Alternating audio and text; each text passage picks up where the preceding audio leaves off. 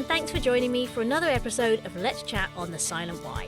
I'm Claire Sands, and through this podcast we're exploring how and where we can find hope through grief and loss. In these Let's Chat episodes, I chat to a guest who either brings personal experience or professional expertise in a specific area of loss. Together we're building what I like to call a metaphorical toolshed, a collection of insights, ideas and support tools to help us prepare for or navigate the inevitable losses that life brings. In this episode, I'm chatting with David Kelly, who I met through Instagram. David reached out to me after a conversation I had with Chris during our chatty Christmas catch-up episode. We raised a specific question and David got in touch to help us understand how he would answer it. Always a dangerous thing to do, and because what he said was so interesting, I asked him to come and record a chat with me about it on the podcast. The conversation Chris and I were having was around love. Where does love go when someone dies? Here's a clip of what we were saying in that previous episode. Yeah, so even, we just started watching on Netflix Man on the Inside. Man on the Inside. Ted Danson, who we love because of The Good Place. And there was a line in that when we were watching that last night, I think it was episode 2. So he's a widower, and he just had this little lovely line that said, a year after my wife's death or a year after her death, I'm still very much in love with my wife. And even that just made, I was just like, I couldn't speak after that. I welled up. I was like, oh, that's beautiful. Yeah. And that would never have bothered me. No, it prompted a little bit of a conversation because I said to you, I said, interesting, you think about the grief and getting through that and what that feels like and how that might ease over time, but you don't necessarily, you do think about the love because you hear the whole kind of, grief is love with no place to go. I get that. But then I hadn't really heard it worded in the fact that 1, 2, 3, 4 years later, I'm still in love with that person. What is that like, being in love with someone that's no longer around? So you haven't just got the love for them, and you don't know where to put it because it's just you on your own. But to hear it phrased in that way just took on a new meaning. I'm still in love with them. It's quite obvious, really, in some way. It's not that profound, but yeah, I just thought, I never really thought about it in that way in particular. So what do you do with the love when someone dies? Does it stay the same forever? Even if it's not reciprocated? Is it possible to feel that way about a person that's dead? Do you recognise a point when it dies? If it dies, what does that feel like? So many questions. So David and I attempted to explore some of them in this episode. David lives in Hertfordshire, the county where I went to uni, although he's originally from Ireland, hence the accent. I like to help teach and maybe confuse our international listeners about the many accents we have over here. My last Let's Chat was a German lady who lives in Norfolk, and now we have an Irish man who lives in Hertfordshire. David knows grief firsthand. After losing his wife Beverly to cancer, he walked his own path through sorrow. But David isn't just speaking from personal experience, he's also deeply familiar with grief models that help make sense of the journey. As someone who supports others through loss, he brings both heart and insight into how these frameworks can guide us in understanding and navigating our own grief. I'm really excited for you to hear this conversation because it touches on something I think most of us don't really think about, maybe until we're living it. And that's exactly why it's so important. It gives us a chance to learn, reflect and prepare before grief shows up in our lives. And of course I asked David what tool he wants to add to my tool shed, and his answer is another new item that I haven't had before. So grab a cuppa, or maybe a Guinness or an Irish coffee as we're chatting to an Irishman, and relax with me and David as we chat, where does the love go when someone dies? My name is David Kelly. I live in Watford, but my accent may give me away as someone being originally from Belfast. I work as the Community Engagement Coordinator at Rennie Peace Hospice Care. We're based in the sort of Buckinghamshire and Hertfordshire area in England. Although I've only been employed in the charity sector for the past few years, I'm a big advocate for community volunteering and the ethos of sort of giving back to the community. So I've been involved in voluntary charity work for about the past 17 years or so, with much of that work being actually related to grief and supporting bereaved individuals. And today I will be talking about love and grief as a widower. So thank you for joining me today. We got to know each other through Instagram, and this episode came about through a conversation after Chris and I were chatting about something on the podcast to do with love. We were asking the question, where does the love go when someone dies? What does that look like? How long does it hang around for? Does it fade eventually? What happens to it? And you, having lost your wife, got in touch and explained a little bit about how you felt about it, and it was so interesting. I thought, I want to talk to this guy about this. So that's why you're here. So thank you for accepting my offer. Why don't you you just tell us a little bit about your personal experience? Because obviously you've done a lot of stuff around grief in your kind of work area and volunteering. Tell us a little bit about your wife, Beverly, and when she died and what happened there. So Beverly, or Bev, I suppose I probably was tended to call her. We met in 2002, and it was probably quite radical at that stage, although it's more commonplace now. But actually, we met through internet dating. I had some not so good experiences in those days of trying internet dating, and my subscription was about to expire. I can't even remember the name of the website. I think it's long since gone. And I think I had about 10 days left, and I thought, I'll just give up this whole thing of internet dating. It's not working. I mean, I was, let me see, I was 31 at the time. And I just got this message from Bev, and we just, chatted a little bit. And then we agreed to meet up.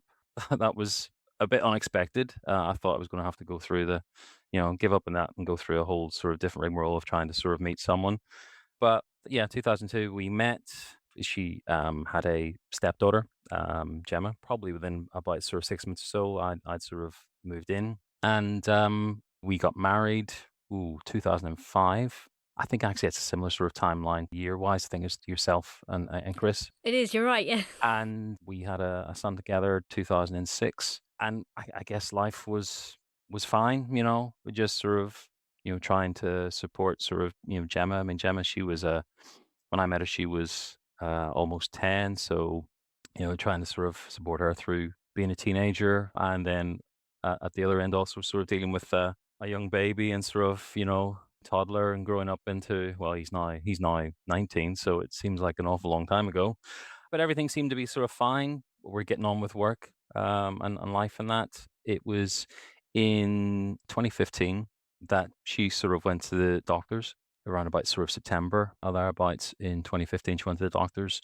She was passing some blood in her stools, and went back and forth a few times, and eventually sort of, it wasn't actually till quite a few months later, so I think it was March the following year, so March 2016, she got a diagnosis of colorectal cancer.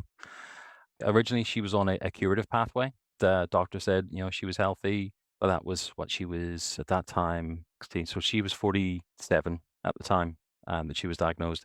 Doctor sort of said, look, you're young, fit, healthy, the drugs we'll put you on, and the chemo that the chemo will give you, the radiotherapy, and that it should all sort of work out fine. There shouldn't sort of be any issues. So I guess we went down that pathway, done that that was probably really about 6 months or so. She was getting that done, and I guess as we approached into the end of her treatment, into Christmas period of 2015, we were hopeful going into the new year. She had a scan sort of start of 2016, which was her 3-month scan after treatment. And that's when we got the news that actually don't know quite sure whether there was still a little sort of lump remaining there, or whether it was a new one that had emerged. But essentially, the difficulties then we had with any sort of further treatment was the fact that the drug she had been on, that she was on chemo, had caused peripheral neuropathy during her treatment. It's in the small print, when they say about they're giving you chemo drugs. It's one of those things they sort of tend to brush over. But peripheral neuropathy, basically chemo drugs being toxins, as it were, they had caused damage to her nerves. So in her hands, she lost sort of a lot of sensation in her hands and her fingertips. And also then from sort of her sort of knees down with her feet, and that she'd lost sort of a lot of the sensation.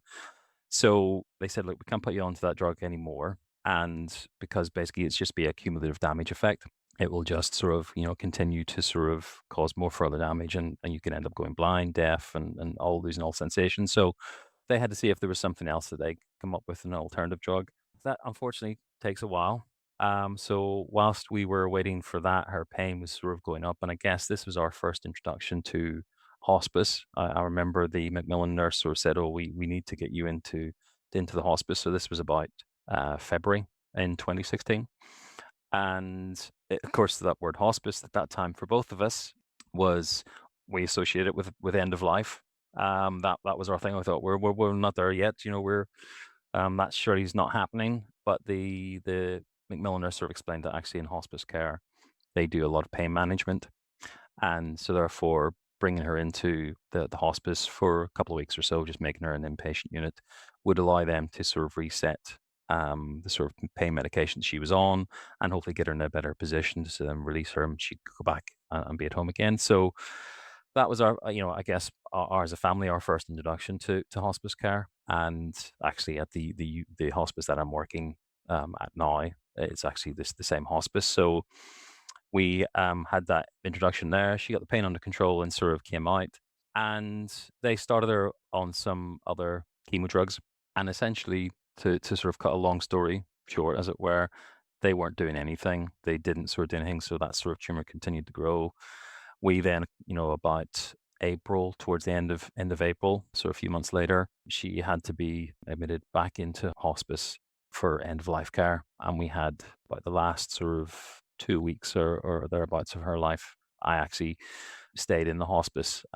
We had the family room that they had available to us, so I stayed there with her. So we had those last sort of couple of weeks with her at hospice. So, and that was, as with any sort of family going through that stuff, was a challenging time to get around, what was happening, I suppose, happening rapidly, to try and have those conversations. I mean, at that stage, my stepdaughter Gemma she was a young adult, so that was sort of different conversations with her. But obviously, I mean, Luke was 10 at the time, so having those conversations with him, even with all the, you could say, sort of the awareness and sort of skills and sort of knowledge that I had around sort of bereavement and grief and stuff like that, and supporting people, it was still very hard to have those conversations. Gosh, I mean, listening in when you just hear the dates like that, it sounds so quick. For someone to be diagnosed and less than a year later to have died from something that you were actually hopeful about in the beginning as well, which just seems so cruel. Because a lot of people with cancer, sometimes you get to the point of thinking you might die, but then it turns around, it goes the other way. So to think that you're going into treatment that should be helpful and that you could hopefully get out of this, and then for it to kind of twist like that. Does it feel quick when something like that is happening, or does it feel very slow because of the sort of the pain and what the person that you love is going through? I mean, we were going through the treatment and it was on that sort of curative pathway. It seemed okay. It seemed sort of normal speed, as it were.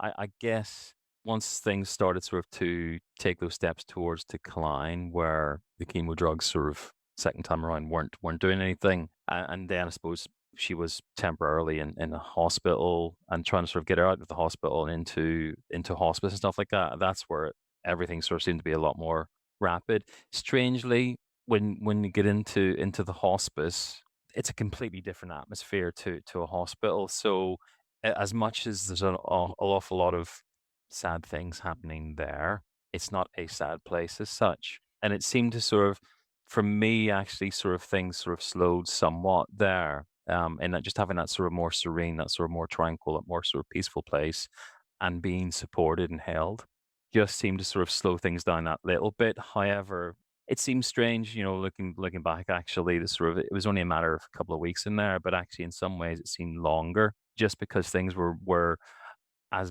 much as things were sort of going down. The atmosphere around you was much calmer, and you felt supported. And I think, I guess, also, I suppose, perhaps having that distance from it now, when you're in that moment, is that heightened stress, that sort of constant sort of anxiety about what's happening, and sort of need to, and I guess trying to sort of get that sense of control that you have in an uncontrollable situation, of something that you can hold on to and try and establish some kind of routine. So I think probably coming out from that and being some time away from it now, it just sort of actually, when I look back, it just seemed to, as much as it was only a couple of weeks, it in some ways seems a lot longer than some of the other stuff that sort of happened before. It's really interesting how time is affected like that by what you're going through. It fascinates me because I haven't really sort of been through it in that way. So it is interesting to see if it feels quick or if it slows down. So we're talking about the love we have for somebody. So, I mean, there's so many questions here. But to start it off, so you've got this partner in front of you that's healthy and you love them, and it goes both ways, and, everything is seemingly good in that respect, let's say. So what happens when that person is taken away? Or we've heard grief talked about as, love with no place to go. Like, we've got that love for that person, but they're not here to specifically give it to. I don't know if you need that person to give it to. Is that a large part of it? What sort of, just try and explain, I don't know if you can explain it even. Yeah, what is that like? What happens with that love? So the and I guess maybe is where I bring a little bit of theory into it. I guess with the the work that I've done for many years, particularly with cruise bereavement care. There's various different models out there, and for me, what I like about theory is that it gives you something that you can attach your behaviors onto, or can maybe help you to frame why I feel this way and that way.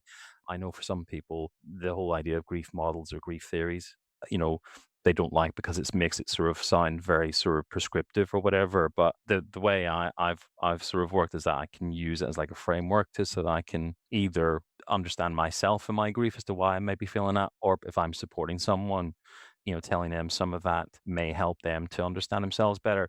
So a big one for me is the continuing bonds theory. To sort of summarize that, there's basically sort of four principles. So it acknowledges that grief is ongoing. So grief isn't sort of going to come to an end.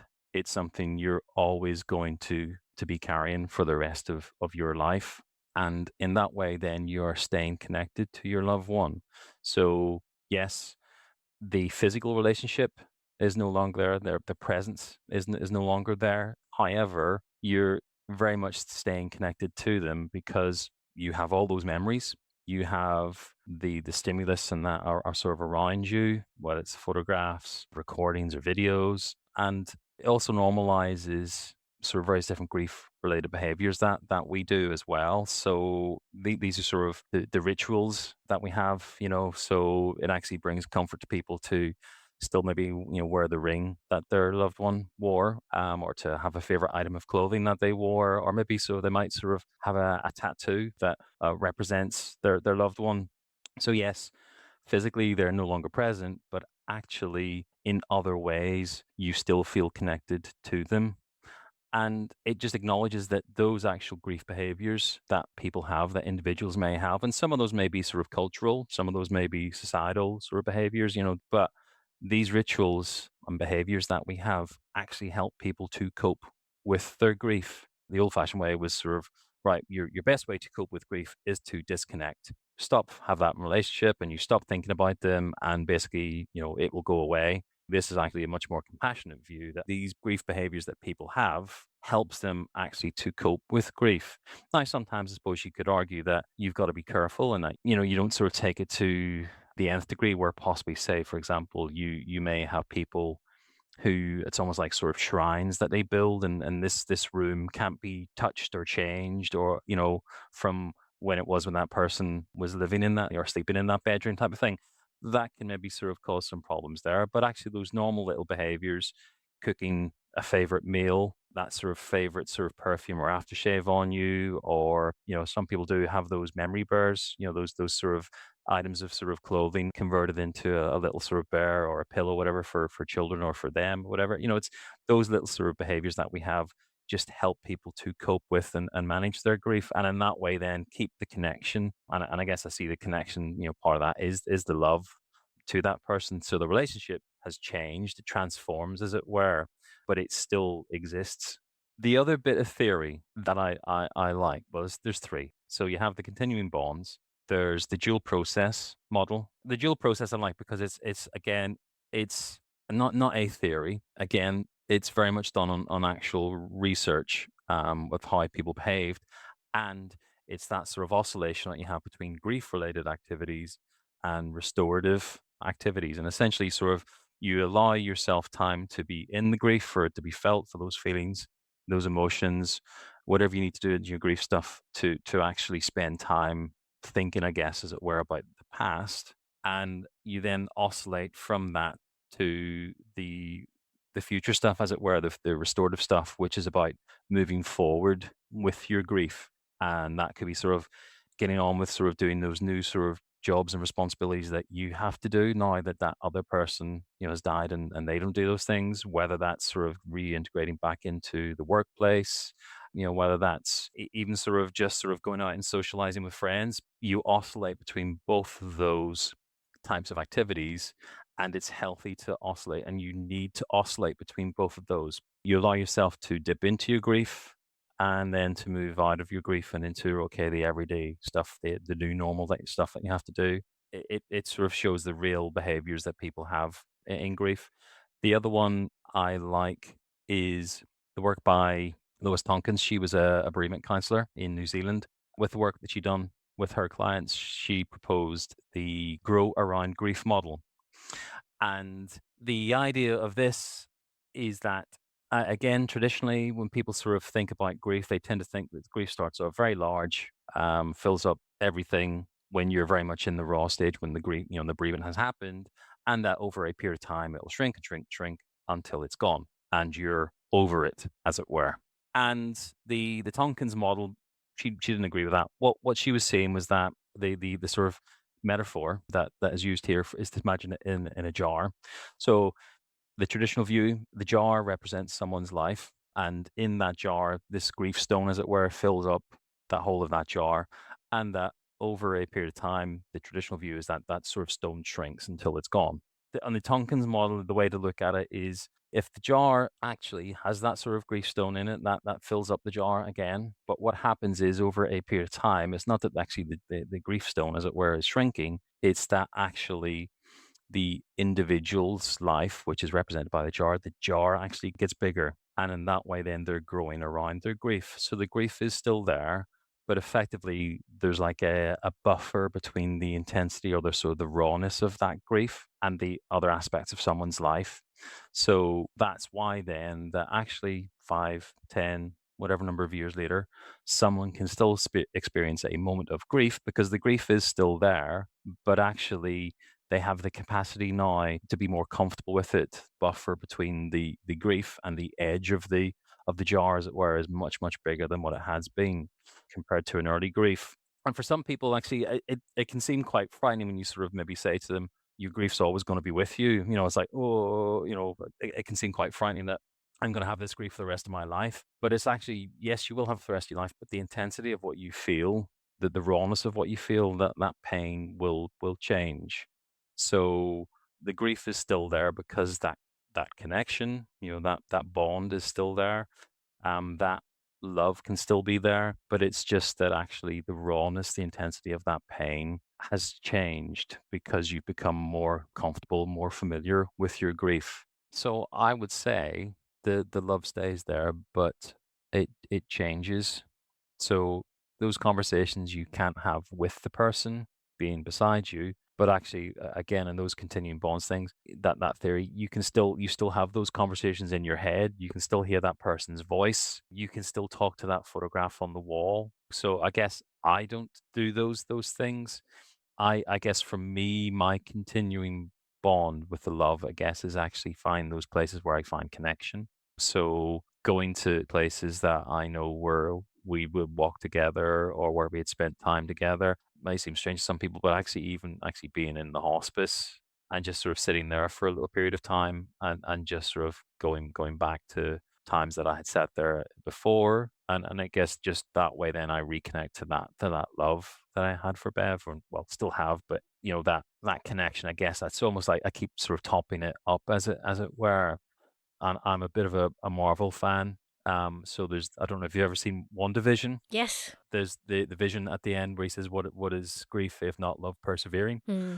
And, I've seen umpteen films and TV series, and grief has never I felt really sort of properly dealt with in any of those. Right? Nobody seems to sort of ever get it, and of course it's all the 5 stages and stuff like that. It's always sort of thrown out, but nothing else necessarily. So I actually just find it really ironic that actually for all the slagging that sort of those sort of action films or sort of fantasy films sort of get, that actually it came up with something which to me is like, yeah, that gets it. Hmm. That's what sort of grief is. So there's very few things out there I felt anyway that in media that actually seem to have sort of caught what actually part of the grieving process is, and even indeed the whole concept of one division and sort of she's trying to sort of keep this world that she wants of what things were actually is getting it, and that bit of sort of trying to have some control of a awful uncontrollable situation of and just trying to have that normalcy within it. I think actually it was dealt with really well. I'm thinking when we have this oscillating back and forth between our grief and the loss and then the sort of living world, as it were, where we are trying to engage with life and do other things, When you have love for this person and you're in those stages where you're going back and forwards, do you connect with the love for them more in the grief side than you do in the other side? And is it possible to maybe move it from one side to the other?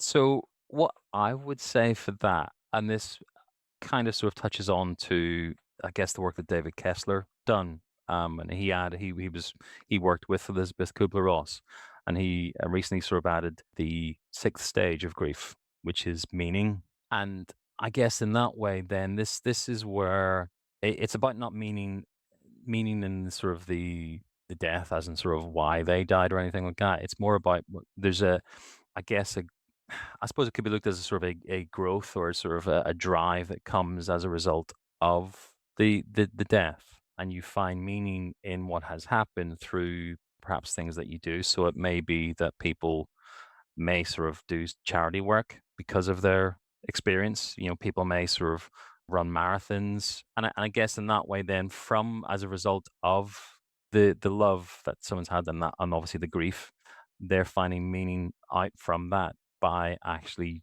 It's almost like sort of using that as a sort of a driver sort of direction. So I guess for me, if I look at where I am now, as much as I was doing the bereavement work before with to support individuals, I mean, I worked in the telecoms at the time. I tried to sort of carry on with that job for a while, but eventually it was my heart wasn't in the job anymore, and I wanted to do something different. But I've eventually I've ended up working in the hospice, where my wife died. But I've always been that sort of person who's been involved in the community. So for me, part of my love for Bev was actually and finding meaning from what happened to me and her death was actually I want to use my experience, my sort of knowledge to be able to support others, to be able to give back, as it were, to be able to sort of with individuals who are sort of going through a similar experience, just to try and sort of almost like shine a light on the road ahead for them, or a possible guiding light, as it were. So for me, a part of my love for Bev actually does actually feed into that. As a result of what has happened, all that love that was there in that relationship, there's like okay, let's take a slice of that, and that's stays over there, and that work that I do there is meaningful to me because of what has happened to me, and that fuels that work. And if we talk about sort of going back to continuing bonds, that in some ways has actually helped me, because I think one of the things I think I'd mentioned in the sort of the messages that we done back in Instagram was around about sort of year 7. I had what I called my 7-year itch in my grief, which was I just felt restless because I felt like I was losing connection in some way. Things were becoming much more distant, and so actually now working back in the hospice, to me, that sort of actually has helped me to reconnect again, and also actually even just being in the building, as much as it sort of can sometimes be a little bit challenging, because I go into certain rooms or go down a certain corridor, and you can get a flash of an image or whatever. But actually, probably sounds quite corny in a way, but I sort of welcome that, because it's reestablishing that connection when it had been feeling that bit weaker because of the passage of time. So now, when you have a griefy moment, let's say, so you've got the anniversary coming up at some point, so that'll be a moment when you'll stop and maybe some fresh grief will appear. In those moments, are you feeling the love for Bev, or do you have her more in other parts of your life now, like when you're working at the hospice and doing things, or when you're with your family? Has that love sort of moved, or do you still feel quite connected to her when you're grieving? Yeah, no, I still feel quite connected to her when I'm grieving. I think on the messaging that we done on Instagram, because this whole thing around in love, I think was where we sort of started talking. I guess I think part of the problem that we have in English is that we just have this one word love, and so when you're in love, people sort of tend to sort of take that, well, it's I guess that sort of passionate stage and stuff like that, and whatever. And if I go back to sort of I guess ancient Greek or whatever, they tended to use, they have multiple words for different types of love. So eros is basically sort of generally what a lot of people tend to sort of think when you think of in love, it's that sort of passionate, sort of sensual, sort of romantic love. But what happens to that in any relationship over a period of time is that actually changes. It's not to sort of say that it's not as intense as it was as originally, but it's not to say that it's sort of gone, but it just shifts into a different stage. So in the ancient Greek, there's philia, which is the friendship sort of and sort of that sort of care and sort of brotherly love, as it were. Storge or storge, that sort of family love, that kinship. Mania, is sort of the obsessive love. Pragma, which is that sort of cherishing love, that sort of compassionate, that sort of long term forged sort of relationship. And so basically the way I look at it is, well, I am still in love, but I'm not in love as the way I guess in English we tend to sort of see it as being, that eros thing. Actually, I'm very much in that pragma stage now, and it's that sort of warmth and sort of love that I have for what I did have, for the relationship that we had, for and the way I look at it is very much I have that love, but also, I mean, what I'm doing now, when you go into a relationship, you have two individuals who are both I's and they become a we, and they're very much sort of integrated. And the way I look at it is their roots, sort of come together, and it's almost like that sort of symbiotic relationship. So, when that other one of those partners sort of dies, that I, whoever's left, is not the same I that they were before. You can't be that same I, as it were, that you were before you had that relationship, but you have lost a part of you, but your identity is changed. So the I that I am now, I feel is not only shaped because of the relationship that Bev and I had, it's also shaped by her death. And in that way, it continues to shape me because my experience and of that drives what I do now in my work, or how I behave, as a parent. It's not just me, it's me shaped by her life and her death. Has that been hard to accept and work through then? Because I'm guessing some people they don't want to be someone different, do they? They want to still be the same person they were with their partner. So to accept that actually I'm a different person, but they're still a large part of me and they're still a large part of why I am who I am, is that quite a hard thing to accept? Or was that quite sort of healing as you moved forwards? For me, I sort of, I guess I found it quite natural just to have that integrated. Sort of, I can't go back to that. I didn't want to go back to that as much as, obviously, I suppose in those early days, with the rawness of grief, you want that pain to go away, but you can't go back to the way you were. I mean, I remember, I tell you, one of the things I remember people saying to me, which I never understood. And how people come out with some of the stupidest things, and so to say when someone is grieving. But Mm. I people sort of saying to me, so are you going to move back to Belfast now? And I'm going, no. I was like, but in their mind, it's like, well, your life here is almost like over, as it were, because, well, you came over here, you were with Bev, and, well, she's died, so now go back to your family. And it's like, well, no, my whole life is made here now. I have a son, I have a stepdaughter, I work here. It's like, I'm just not going to just move over there back to Belfast again because my wife's died. So, to me, that it's like I'm shaped by it. I have a life here, and my experience is going to sort of shape me. I can't go back to the way that I was, so I've got to get, I know the pain. Yeah, and the thing is, as much as, obviously, I'd worked with a lot of people over the years and supporting them, and I had my understanding from a distance of what it was like, as a widower, or a widowed person. When you're actually in it, it is so much completely different. You feel like you're, the fog of grief, or widow brain, as Mary Frances O'Connor's talked about, so the way the brain's rewiring itself, because of, Mm. of what's happened. You feel like you're losing your faculties. I couldn't concentrate, couldn't read books. Still, the things that I was capable of doing before, I just couldn't do those for a period of time. And so I knew I had to sort of ride that wave, or those waves of grief, and then with time I would be okay. So I knew what I was going through and experience was perfectly normal, but it was still like, whoa, this just feels so much different from what I thought it could feel like. But I knew that once I got through that intensity, shall we say, that more intense phase, that okay, I could then sort of go back and do other things. And even if we look at, you talk about hope, I was what, 40, 45 at the time, and much as I thought I was going to spend the rest of my life and grow old with Bev. That didn't happen, and I didn't. I didn't sort of go, okay, that's it. Well, I'm done. I'll never find love again or anything like that. Whatever. I knew that I didn't feel in this at this moment in time. I wasn't interested in that, but I had hope that okay, there's the possibility of being able to meet someone else and fall in love again.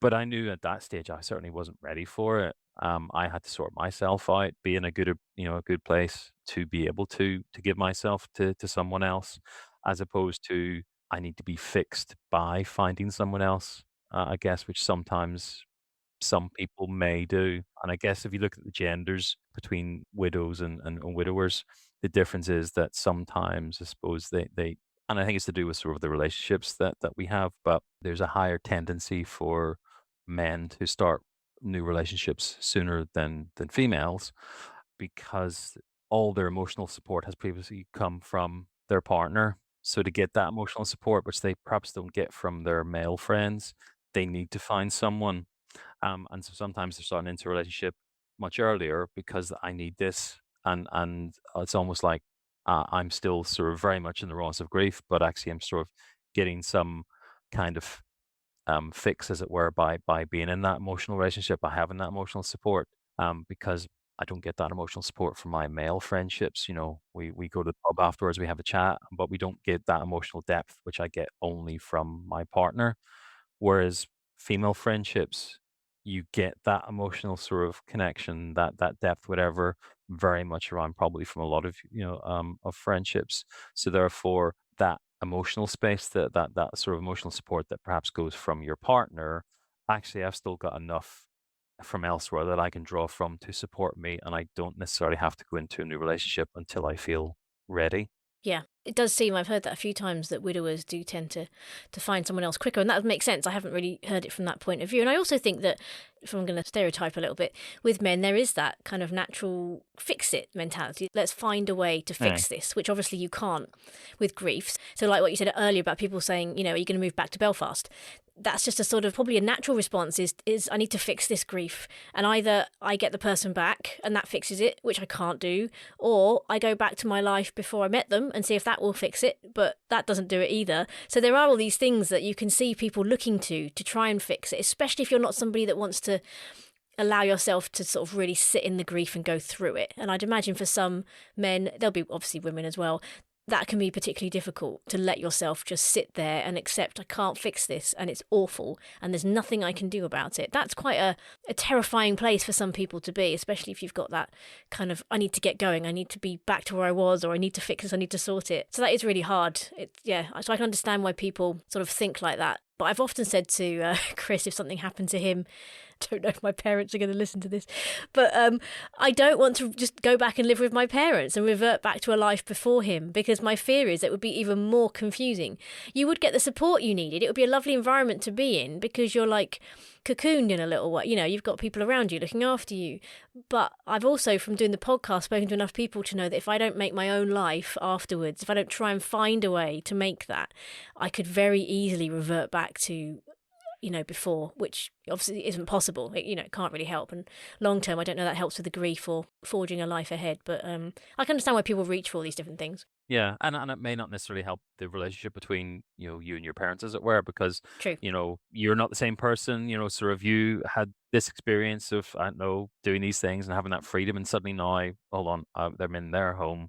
I've got to sort of try and do things their way, whatever. But it sort of ties in with there's another bit of research that was done into grieving styles by Kenneth Doka, and Martin's the surname of the individual. I can't remember his first name, but they done around sort of the differences in the gender styles and grieving. Or I can't remember the name of the book, but essentially what they looked at was they sort of see grief as being on a continuum. And at one end of the continuum, you've got intuitive grievers, and at the other end, you've got instrumental grievers. And we all tend to sit somewhere along that sort of continuum, that spectrum. So intuitive grievers, their response in grief is very much about sort of expressing their emotions, being open by talking their feelings, crying, maybe sort of seeking support from others, and sort of they've got to be much more expressive about their grief and getting it out and processing it. Instrumental grievers had a tendency, they would sort of be more sort of task orientated. So more sort of action, more sort of cognitive, thinking about stuff. So it's sort of thinking and doing as opposed to maybe outwardly sort of expressing it. They would sort of maybe tend to problem solve or be sort of take action, maybe where they would, rather than say maybe intuitive griever want to go to a support group, talk about how they felt, whatever. An instrumental griever might be, you know what, I'm going to sort of run a marathon and raise funds for the charity that supported, my loved one or whatever. So basically we all sort of sit somewhere along this where we sort of might sort of be more intuitive, sort of in our processes, or more instrumental, more sort of action and sort of doing. I mean, I would sort of say for me, I sort of, I'm probably maybe in more of the middle because I do an element of both. But what they find was that there was a bias in the genders where a lot more men seem to be instrumental grievers and a lot more women seem to be more intuitive grievers. And I guess this is where sometimes that within a family unit, or within, say, a sort of a spousal relationship, where the parents might say, for example, lose a child, is that they both deal with their grief differently. And one individual thinks that the other person isn't grieving or isn't grieving correctly because you're not grieving the same way as me. And this is where I guess sort of a mom and dad, sometimes in relationships you see where they lose a child, it can actually be a case of actually, depending on how they connect with each other, talk to each other, that actually that friction comes there because you're not grieving my way, and therefore you're not sort of feeling the grief, as opposed to the other individuals actually just grieving in a different way. They are still feeling it, but just they're processing it differently. Yeah, that makes sense. In C.S. Lewis's book, A Grief Observed, he has this worry at one point that he's turning his wife who had died into somebody she wasn't.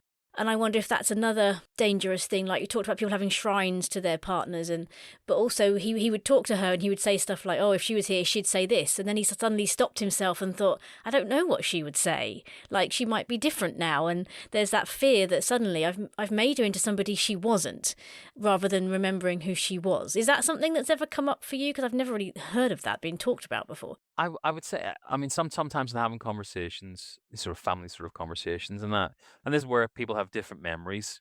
And I suppose, somebody may remember, sometime some incident and view it that Bev had have said this, and they took it to mean, I don't know, it was something disrespectful or nasty, whatever. And it's actually, well, hold on, I can't remember that, so it's almost like that doesn't seem like what I would recall that she would do, but obviously they've recalled it, but of course they've recalled it. It's from their perspective, from their interpretation, and of course there's no adjudicator. You can't turn to Bev and go, well, actually, what was it about Yeah. anymore? So you do encounter some of those moments where you have different people's perspectives, and also memories that sort of, oh, okay, I'm not quite sure that would be my perception of my essence of Bev, as it were.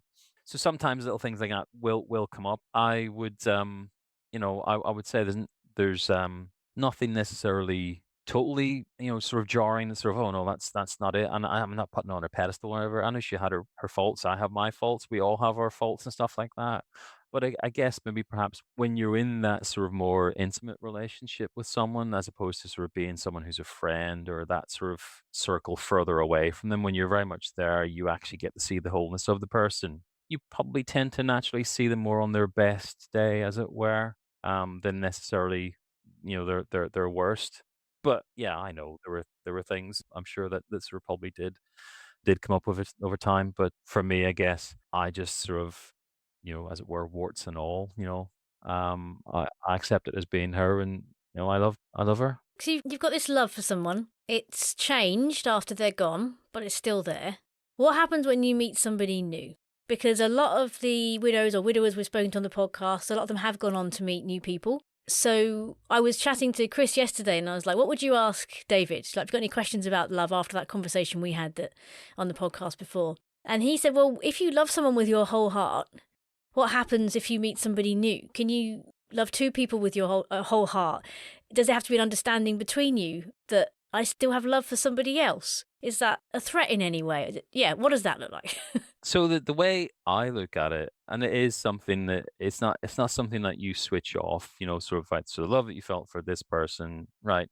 Okay, I've met someone else, so that that light is switched off.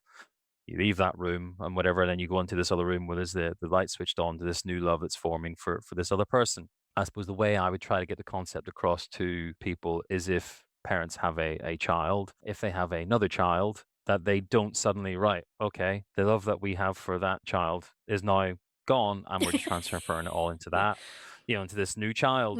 Mm. Or if you are in the same way that if people were to sort of get pet dog or something like that, it's not sort of if you get a second pet dog, it's like the sort of we don't bother with the the original dog.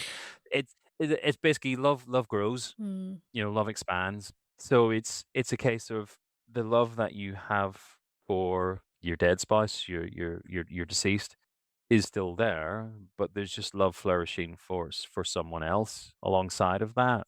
I guess for some people, if you look for going into a relationship with that, with sort of the way I look at it, and I've sort of always said that going into a new relationship, there would always be, well, depend on who the other person was, there would always be three in a relationship, as it were. Me, them, and the love, and the relationship I have with Bev.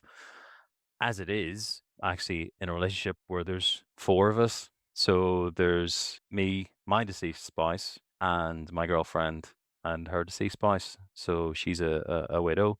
Now that probably makes things easier from an understanding perspective, in that we both get the fact that the other person still very much feels that love for for their deceased spouse, and we have conversations around that, and it's very much sort of open and talking. There will always be four people in this relationship. I know for some people, and I've heard it with other friends or widowed, that it can be a challenge for the incoming person, as it were, to feel secure in the relationship. When there's this other person, this dead person who's still very much a part of someone's life in some shape or form.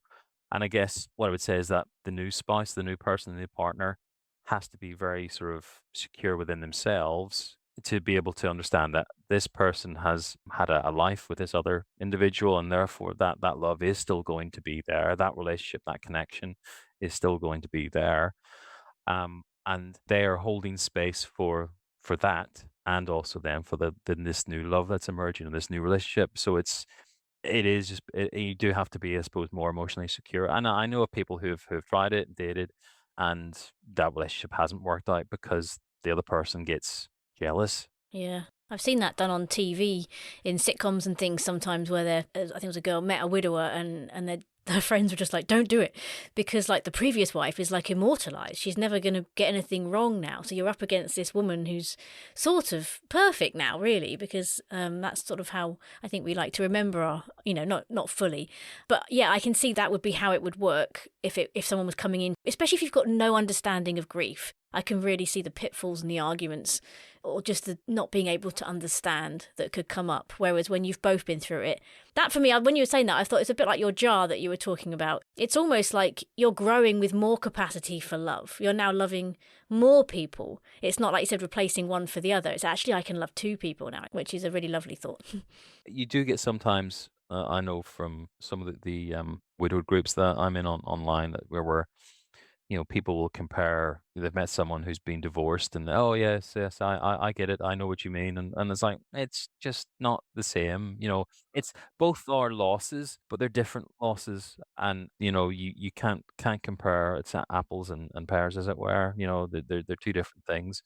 And yeah, I mean, I guess for me, I suppose both people have to, in a relationship where one has been widowed and they're starting a new relationship, both living people, as it were, have to be in an emotionally good place to be able to still give to each other, as well as the bereaved individual still being able to find a space then that they're able to do what they need to do to manage their love and their grief for their deceased. So it does, for me, I guess it does take work, in doing that, as any relationship, would take, but it can be tricky. I mean, certainly, I mean, I didn't myself, I sort of, it wasn't until probably about 3 years after Bev died that I sort of considered, sort of dating again, and did date someone for a while. That didn't work out, I guess, essentially because, we weren't compatible, as opposed to I wasn't ready for it. But it was a case of, for me, I guess, I needed to be in a better place. In order for me to give love, I needed to be in a better place. So my personal attitude was I can't do anything like that. I'm too respectful of other people, to sort of to go in, as it were, and have no consideration for their feelings. So I need to be in a better place to be able to give that, and to sort of to be more secure, more sort of comfortable within my own grief, so that I'm not sort of damaged. Well, not damaged goods, as it were, sort of trying to be repaired. I'm going in it for the right reasons. But yeah, there might be other people who sort of would go straight into it, and like you were saying there, sort of I've got to fix this. So my way of fixing this pain is to, yeah, let's plug that gap. Let's find someone else, and I can get that whatever I need, whether it's widow's fire or whatever that some people may need, but people would jump into that. But also the fact is, I mean, the other thing for me was very much my focus, as well as obviously on myself and getting myself right. My focus was on my son and sort of supporting him, as a bereaved child. So it was like, right, my well-being, I will manage my grief, and I will do what I need to do. But me, as far as any kind of relationship or whatever, that's not the time and place now. He needs to be okay. He needs to be better, and I need to look after him. I guess once things sort of had got to a better place in that respect, and I was in a better place, okay, I can consider it then. But it was certainly not something that I know some people, of similar age, and maybe even older, and some of the groups have sort of very much sort of said, the groups that I'm in, they've very much said that, he was the love of my life, because a lot of the groups do tend to be, that I'm in, do tend to be sort of more females than the males. Yeah. But I don't want anyone else. I'll never meet anyone else again, or whatever. And I never. I mean, as much as I wanted to grow old with Bev, that didn't happen. But I would never sort of preclude myself from the possibility of meeting someone else.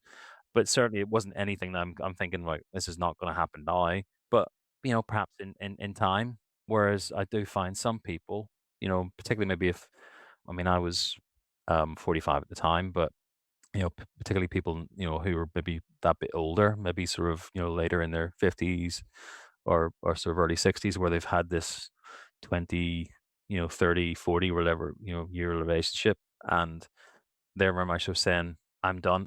I can't sort of imagine myself with anyone else. Don't want to be with anyone else. He was perfect, or whatever. And I find it's almost like, well, I know you're going to feel that way now, but don't shut yourself off from the possibility of finding someone else. You're not looking for it, and you have no intention looking for it. Not that, at this moment in time, but don't sort of have that attitude necessarily going forward, because we all, well, I think most of us all want to have some kind of sort of love. And if and you've been in that loving relationship that you've had for such a long time with someone, don't shut yourself off from the possibility of maybe finding that with someone else. It'll be different, but there'll be lots of new experiences that you can have. And I guess almost like sort of shutting that door and sort of having that attitude. It's like, is that really what you want? I know you're feeling your pain or whatever at the moment, but who knows? And I guess that's for me. For the hope was for me was that, yeah, this has happened. I always wanted to grow old with someone, and have a family and stuff like that. It wasn't Bev that I had to do that with, but I still want to do it with someone. Yeah, I guess it's never a good idea in these stages to put any absolutes down about anything, because it's hard to make any decisions at that stage. And I've seen young widowers, yeah, get into relationships very quickly, just months after. But I've also seen them then have to stop dating a year down the line and just back up and actually start to grieve properly because it had been too quick. So I guess it's all timing, isn't it? Is there anything you know now that you wish you knew back when it happened, when you were first grieving?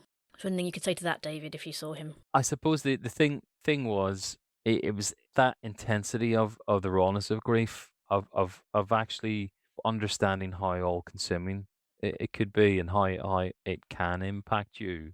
I guess maybe sort of like just watch out for a few things. If I was give my younger self some advice or whatever, so that bit around sort of, feeling like you were losing your marbles, just that lack of concentration, whatever. And it's like, it's one of those things, as much as I knew it was fine, it was normal. I guess what you don't know is how long is it going to take, because it's a personal thing. And so if somebody sort of could have said to me, right, you'll feel more like yourself. And I think it probably took me to begin to feel that somewhat was probably 8 to 10 months, I think, later, where I started to get some of my concentration in that back. If somebody sort of given me, sort of said, right, okay, look, it's going to be really rough this period of time here, but by then you'll start to feel that. That probably would have helped me. So having an understanding of when some of those things would change, as opposed to being it completely unknown, and it's almost, it's uncomfortable enough dealing with the grief and all this sort of, all the losses that come with it. Because obviously there's the primary loss, which is, which was Bev, but you have all the secondary losses that go around that. The loss of, I guess the future, loss of sort of security in a relationship, loss of confidence, all those other losses that come with that. Having some advices or like some of these things will sort of get better by here, and knowing a little bit of the timeline, probably from me, maybe being more in this instrumental griever type aspect might have been helpful to sort of, right, okay, I know I just need to manage it for this length of time. It's going to be this intense, and I can deal with that. It's the big unknown, which I think is a bit, it just adds to that feeling of overwhelmingness that you get. I mean, I'm one for using a lot of sort of metaphors and similes in grief work that I do with people. And I often sort of say that, this rawness of grief, it's almost like you're standing at sort of, the cliff's edge, big cliff that's actually not looking out over the sea or whatever, but it's just looking out over this massive landscape. And it just rolls on and rolls on and rolls on. And it just seems so overwhelming of how the heck am I going to get to where the horizon is, a place where grief feels better. And it's just, what you've got to do is just to sort of focus down on those next few steps and just keep doing those next few steps, and maybe occasionally sort of glance up at the mid range, but don't keep looking for the horizon or for the distance, because it just feels so far away. Just being able to sort of look down and manage the next day, or then maybe sort of the next sort of hour, sometimes it may have to be, just focus on that.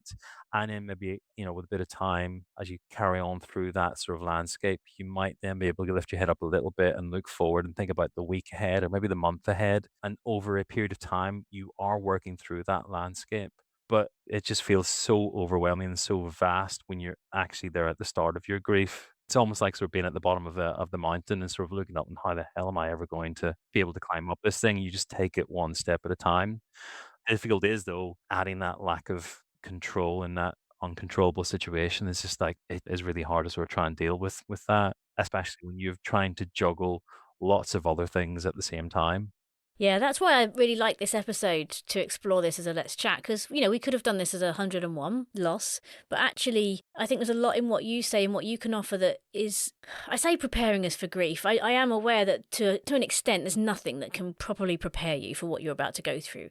But I've been through stuff, and when I'm in things sometimes, knowing stories or hearing that other people have got through it, for me, has been where some of my hope is. So I look at like the loss of Chris, and that's one of the big ones. I think, oh my word, no children, there's no one, he is my kind of world, really. This would be huge. How am I going to do this? But I think about it because I interview people about it and I want to know. But it's these kinds of conversations that I really believe I will cling to, even if I can't listen to them at the time, or even if I can't process much. There'll be something in there that said, David got through this. David said it was this many months. Maybe that's what it will be for me. Maybe it'll be longer. But there's people around you. And I know so many people now that if it happened to me, I'd be pinging emails to like all the people I know have been through it. Tell me how you do this. Because I know you can't fully prepare for it, but I really think this is important. But the frustrating thing is people who haven't been through this kind of loss don't really want to listen to people talking about what it's like to go through something horrific. So it's so hard to help people. The muggles. The muggles, as you call them. Yeah, the people who haven't been through that grief yet. Yeah, it's hard to educate the muggles. And I understand it, life's going great. Why would you want to sit and listen to a podcast about someone whose wife died and how you get through it? But I just think they're so important to learn and to cling to, so that it's just like, I had people in our family who didn't have children. One auntie especially, who just kind of adopted auntie, spent her whole life like that. And for me, it was a beacon of like, look how happy she is with life. Look how much she gets out of life. It can be done. So I just think, I'm just really hope that, the people who listen to this who haven't been there yet will just tuck this away as a kind of like, this is what it's like. I won't know how long it lasts. But if I'm still grieving after 8-10 months a year, that's okay. Like, give it time. And that is a lot of time. I mean, that must have felt endless. Grief is nothing new. Much as we have counselling and therapies and that now, humans have been experiencing grief for thousands of years. Most people don't necessarily need counseling. There's a lot of thing. Oh, someone's died, right? Okay, you need to get yourself some grief counseling. Most people actually don't need grief counseling. Yes, there's a percentage, but the stats tend to show that actually most people what they need is a supportive network. So whether that's friends, family, whether it's a community group that they may find of sort of peer support, that's what will support people and help them to get through it. And it just takes some time. So I think the stats sort of tend to show that probably for most people, somewhere between 18 months to sort of 2 years, or maybe a little bit longer, is probably a reasonable time frame in which people will feel more like what they were before. Now, that's not to sort of say that everybody falls into that, because we're all individuals and very much depends on the relationship that that you've lost, and but it can take that indication away, the sort of okay, that's that, I give myself the space for that. A lot of people tend to think, oh well, after you've done all the first, that first year, well, you've gone through the worst of it, so it should be no problem. But I mean, that's a myth. Most people will find, what I would say is that the first year is obviously very challenging, but the second year is going to be challenging, probably in a different way. Some people may say more challenging. Yeah, I've heard I don't that. know about that, but I will say it will be different, because what tends to happen is get a lot of support in that first year. Then that support tends to sort of drift away because people sort of see you or expect you to be okay now. No, you're still dealing with it, but then when you've lost that additional support that was there for you, it feels even worse and more challenging because I don't have what I had in those early months. So I did find that sort of difference there of sort of, right, okay, well, that was year one and sort of year two now. And indeed, I mean, it's something it revisits, grief sort of, it's a companion. So it will revisit, every so often. And I guess, the more often it sort of revisits, the more familiar we become with it. Another one that I use, that grief is like a puppy, like a puppy dog. So in the rawness of grief, and this is usually if I'm doing some sort of like grief awareness workshops or talks, whatever, I'll maybe sort of try and end with this because it's a little bit lighthearted after you've been talking about some heavier stuff. But it's just a sort of a way of looking at it. So basically, your grief will come to us like a puppy dog will come to us, and it wants our attention.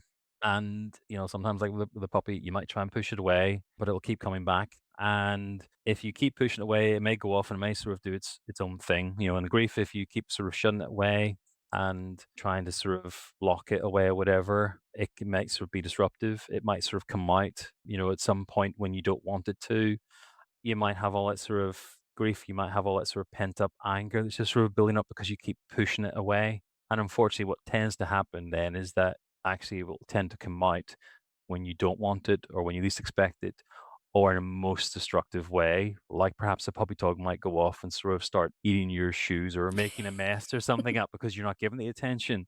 So the wiser thing to do is to actually spend some time with your grief, to give it the attention, to interact with it, to get to know it, to get to understand it, its characteristics, its habits, its needs, so that you then know how to support it. And when it's had your attention, for that period of time that it needs attention, grief, like a puppy dog, will naturally go away. Mm. And it's okay. I've had my fill, and it won't necessarily intrude on you for another time. But by becoming more familiar with it, understanding it, you learn what activates your grief, what may trigger it. You can try and manage those situations better because you know those things, and we become more accustomed as to what our grief needs from us. And in time, as I said, I mean, it becomes a companion.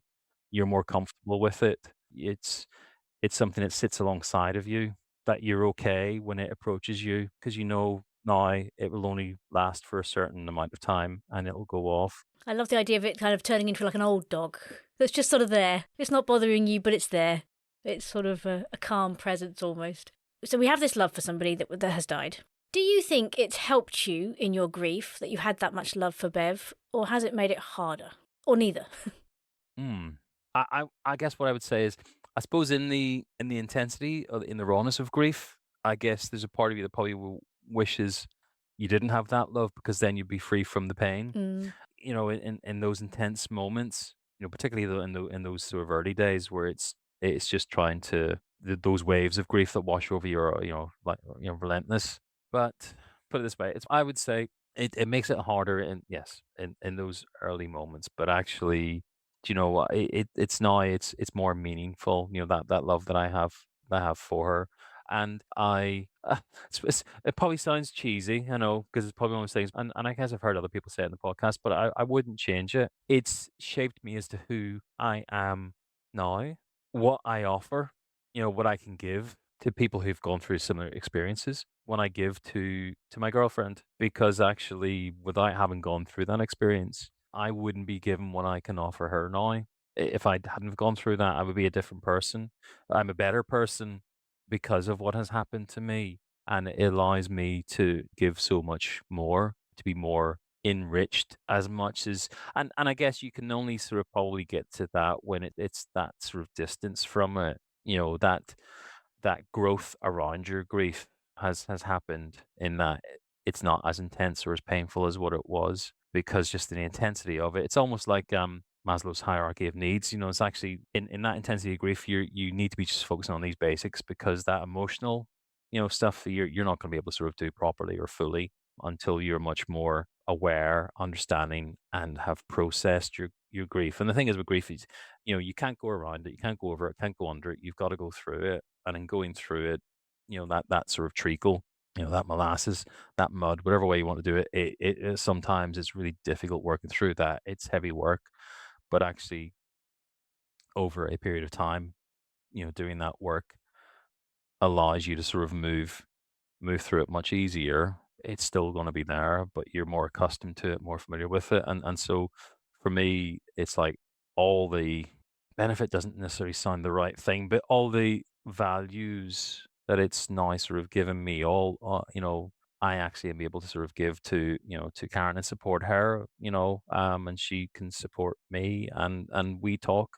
I mean, the one thing I guess we often sort of say is, you know, we ask, well, what would, Tico's her husband, and what would Tico think of me? What would Bev think of her? And all those things, and sort of that we go through and whatever. And it's just the fact that with having that space now from as it were, from the epicenter, it just allows you to have those more softer reflections that, yes, grief will pop up and sometimes it can be sort of a bit more emotive, but actually you can look back with fondness now, as opposed to looking back and feeling only pain. But you can only get that when you've had that passage of time that's allowed you to work through your grief. It's not just time alone. Time alone does not give any healing, as it were. It's time allows you to process it, and you've got to do the work to process it to get to that better place. I've heard it talked about that, like, sometimes we expect the grief to have the same intensity or to represent the love that we have. So if we're really close to someone, we love them for a long time, we expect that grief to be more intense, to hurt more, to last longer because of that. Is there any truth to that, or do you think? Because I'm thinking some people who've been married 60 years might grieve quite naturally for their partner because they've had a really good life together. So it's not necessarily something that would follow. But what's your opinion of that?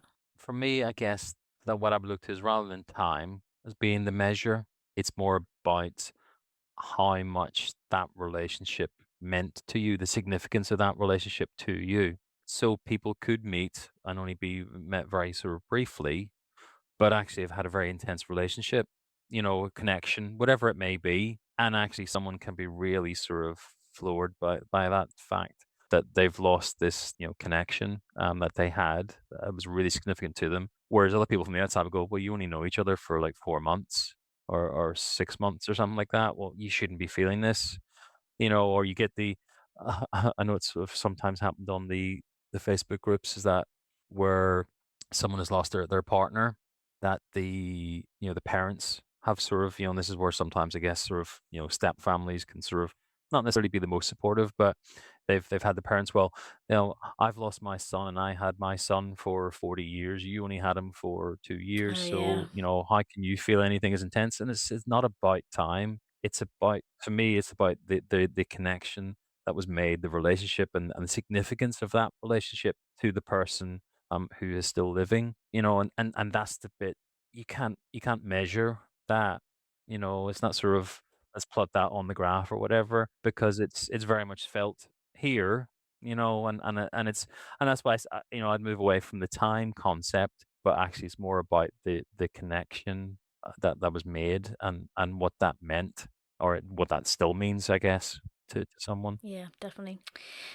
So as you're working through this grief and then you meet somebody else, just for anyone out there that's maybe, embarking on this for themselves, or they're thinking about meeting someone else and they're just like, how does this work? Was this information that you shared quite quickly about each other, that you had been widowed? And how were the conversations around sort of trying to bring up that you do want your partner to be part of the relationship still, that there will be 3 or 4 of you in this relationship? Was that difficult? Have you got any tips for people on that? So I guess with that wasn't sort of difficult with the relationship I'm in now. I guess I only had one dating experience before this current one, and that was so like friends of friends type of scenario. So they sort of knew of my circumstances, so it was something. There was some questions around it, whatever, and things would maybe occasionally come up, but they knew me, so I wasn't sort of having to go in cold, as it were. And I guess then my current relationship, I suppose that came about in a probably a more unique way. Ironically, I'd said how I met Bev, and when I was opening up myself to the possibility of dating again after Bev died, I thought, right, okay, don't want to go down this internet route, because that was a real problem in my day. Now it's like sort of 20 years later or whatever, and it's like there's swipe left and all that stuff and whatever. It's like I don't, I'm not sort of wanting to sort of put myself through that anymore. So I thought I'll do the face to face stuff. So I met someone in person. I guess then what happened, how I met Karen, is there's another podcast that I had been interviewed on quite a few years ago. What do we do now?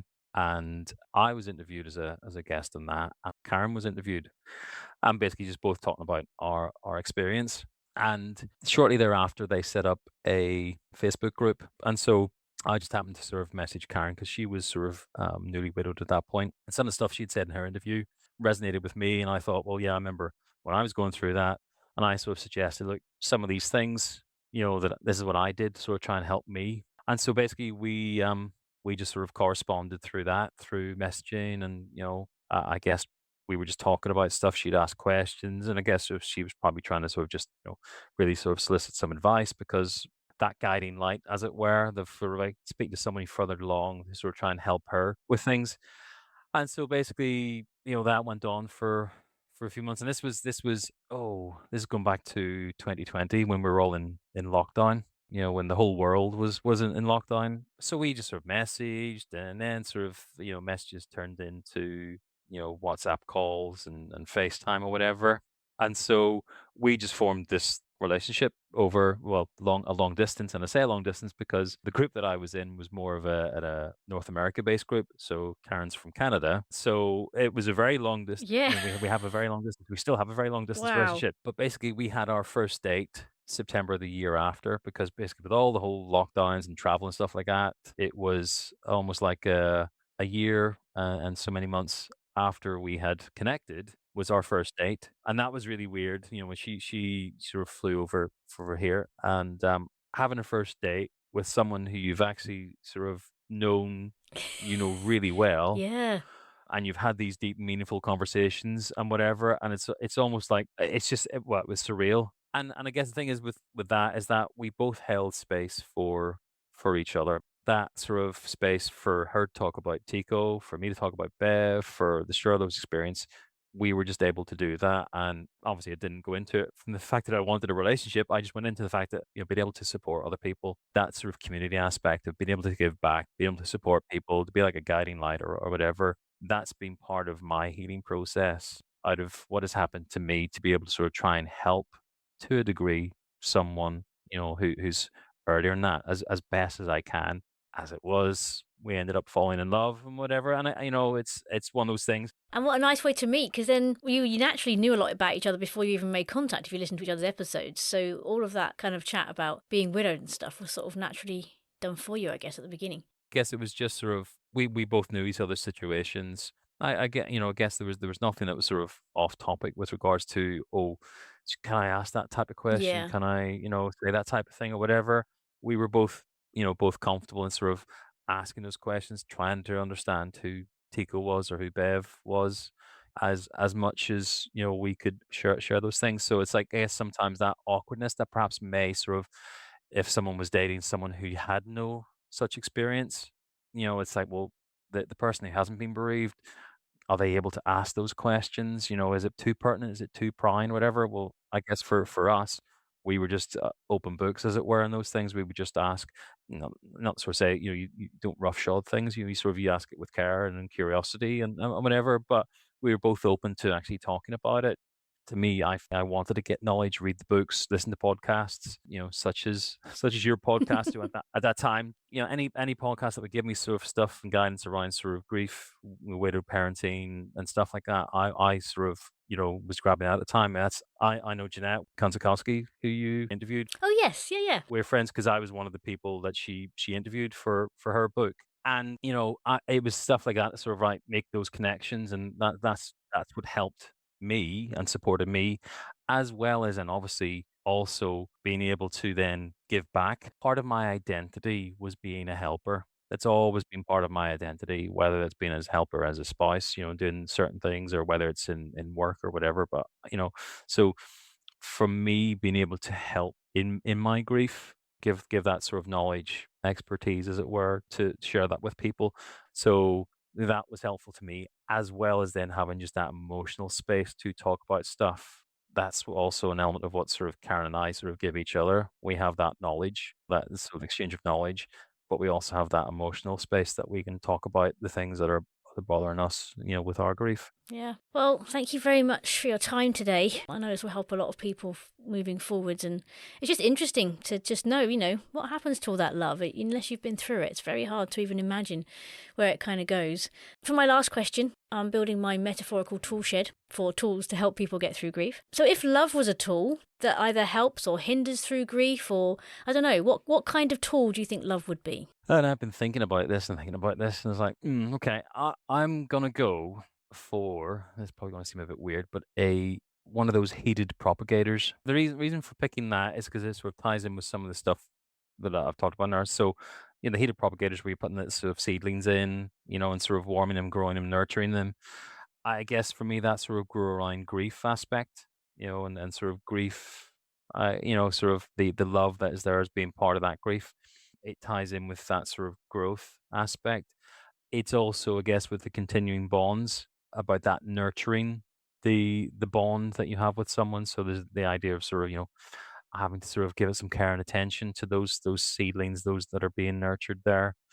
And I guess, how roots are sort of formed out in that, and I guess how, the roots, sort of the characteristics of people and that relationship you have, we all intertwine with each other, ties in with that as well. And I suppose also for me, there's that love that comes in community, and I guess the fact that there may be other different plants within that sort of propagator, different elements of community, but we're all in one heated propagator, as it were.